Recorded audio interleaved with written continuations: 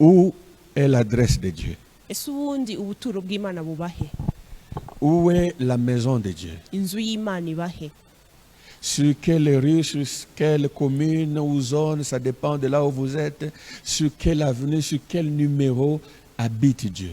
Ni mu kahe karere, ni mu huhe murenge, ni mu kahe kagari, ni mu huhe mudugudu, ni ku yihe sibo uko wumva ubizi? Où est-ce que nous pouvons aller toquer pour que les portes de sa présence nous soient ouvertes? Ni uruhe rupangu twajya gukomangaho kugira ngo tubone dufunguriwe amarembo yo kubaho kw'Imana? Il n'est ni dans ton église locale, Ntabwo ari mu itorero ryawe uteraniramo, ni dans ta dénomination, nta nubwo ari muri iryo dini, ni auprès de ton pasteur, nta nubwo ari ku mushumba de ton wawe, frère, kuri mwene so, du prophète, de ku l'évangéliste, du muhanuzi, docteur, umuvugabutumwa, de l'apôtre, umwigisha, intumwa, de tel ministère. umurimo runaka na runaka. L'adresse de Dieu, Ubuturo bw'Imana, le lieu où tu dois toquer et rentrer, aho ugomba gukomanga kandi ukinjira, se trouve en toi, ni muri wowe, se trouve en moi. ni muri jyewe. Cela veut dire que chaque fois que je me déplace, bivuga ngo igihe cyose ntambutse, que j'aille à gauche ou à droite, najya ibumoso cyangwa iburyo, j'amène avec moi la maison de Dieu. ngendana ubuturo bw'Imana, J'amène avec moi le temple de Dieu. ngendana urusengero rw'Imana, J'amène avec moi la présence de Dieu. ngendana ukubaho kw'Imana, J'amène donc avec moi l'autel, le lieu de connexion entre le spirituel et le physique. ngendana igicaniro cy'Imana, aho iby'umwuka n'ibifatika bihurira. Si donc j'ai Dieu avec moi, Niba rero ufite Imana hamwe quel nanjye, que soit l'endroit où je me aho trouve, naba ndi hose, à la maison ou en yaba ari voyage, mu rugo cyangwa ku à rugendo, l'hôpital ou en mu prison, bitaro cyangwa muri au gereza, travail ou sur la route, ku kazi cyangwa ku muhanda, dans l'assemblée ou pas, mu iteraniro cyangwa ndi jyenyine, si j'ai Dieu avec moi, niba mfite Imana hamwe nanjye, je devais avoir la foi et l'assurance que selon les besoins, si j'ai un besoin quelconque, Dieu peut se manifester pour me faire du bien. nkwiriye kugira ibyiringiro no kwizera yuko mfite Imana hamwe nanjye muri jyewe,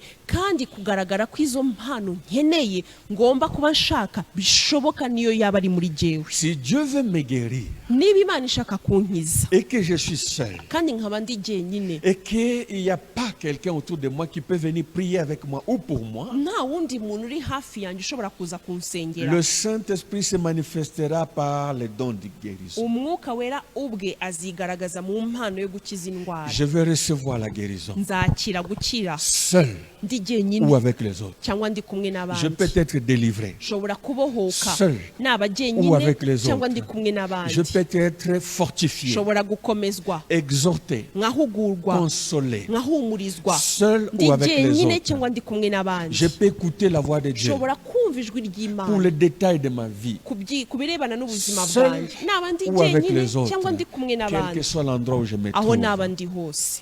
L'heure vient, Dore isaha iraje, le temps vient, ibihe biraje, le jour vient umunsi uregereje où ce ne sera ni sur cette montagne, aho atazaba ari kuri uyu musozi, ni à Jérusalem, ntaba ari n'i Yerusalemu, ni dans ta ville, ntaba ari no mu murwa ni dans wawe, ton pays, ntaba ari no mu gihugu ni cyawe, dans ta communauté, ntaba ari no mu isengero ni dans ryawe, ton église locale, ntaba ari no mu itorero ni ryawe, avec ton pasteur, ntaba ari kumwe n'umushumba ni wawe, avec les gens remplis de dons. nta nubwo azaba ari n'aba bantu buzuye impano, Ce ne sera pas là-bas ntabwo azaba ari qu'on aho adorera Dieu en esprit. tuzaramiriza Imana mu mwuka.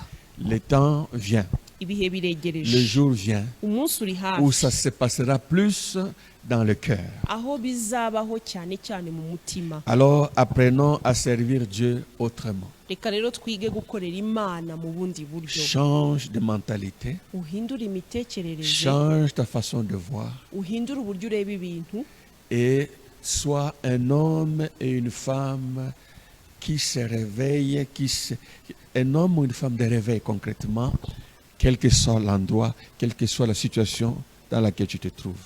ahubwo wumve yuko uri umuntu ugomba kuzana ububyutse aho uri hose n'ibihe ibyo ari byo byose waba ugezemo. Cherche d'abord ton intimité personnelle par rapport à la masse et au culte et le secret de ta réussite, de ta performance spirituelle. gusobanukirwa yuko icya mbere Imana ishaka ari ubusabane n'umutima wawe ku giti cyawe mu buryo bwimbitse, niryo banga rizagushoboza guhagarara neza mu kwizera kwawe no guhagarara neza mu by'umwuka. Tu peux être béni seul, birashoboka ko wahabwa umugisha uri wenyine, être rempli seul, birashoboka ko wakuzuzwa iby'Imana uri mais wenyine, être vide dans une église où il y a beaucoup de bruit. ariko bikanashoboka yuko ubamo icyuho nubwo waba uri mu iteraniro ryuzuye abantu n'urusaku, Là où il y a beaucoup de musique, beaucoup de paroles, là où les gens haririmbwa crient ibintu Amen. byinshi, bakaririmba indirimbo nyinshi, bagasakuza ngo amena Il y cyane, a beaucoup d'alléluia, beaucoup d'amen. bakavuga aleluya nyinshi na za amena Tu nyinshi. peux entrer vide Birashoboka ko wakwinjirana et icyuho sortir vide. ugasubirana icyuho, Mais cependant, tu peux entrer dans les assemblées bénies ariko birashoboka ko wakwinjira no mu iteraniro ufite et umugisha sortir béni ugasohokana